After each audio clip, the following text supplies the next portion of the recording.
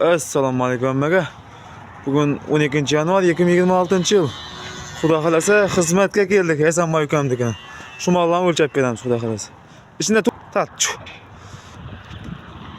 Birinchisi xudo xolasa. Chiq, qapsilarga chiqib ketmasin. Bo'ldi. Chiq. Chiq o'ji. Ey molladis. Qo'lingda olib tur uka.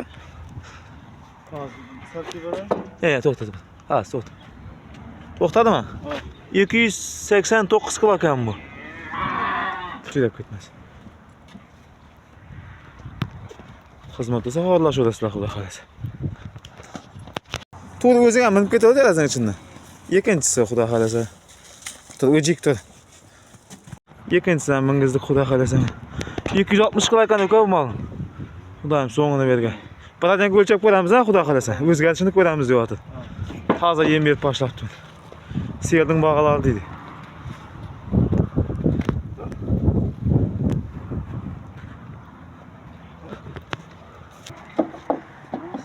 Oldu, boş koyamız. 53 kilogram. 353 kilogram geldi bu. Ey malades. Havadan mı? 353 kilogram geldi.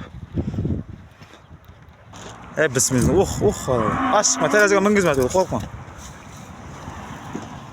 Ke. Tat. Yetti uzun shopman. Bekla qapsin. Malades, tut. Bo'ldi. To'xta. Bosh qo'yamiz. 482 kilo keldi bu. Yaxshi kilo keldi, o'zi kichig'im jiyana, salkam 500 kilo keldi bu. Bu yil endi 2 yosh bo'ldi, bugun 2 yosh bo'ldi. Bugun 2 yosh bo'ldi. Olmasa arıqlarni o'lchagan vaqtda o'lchimiz deyapman da. 482 kilo keldi jiyana. Bosh qo'yib tursam yana qat bo'ldi. Shu. Ey malades. Sutga to'ygan o'ja ekanda bu.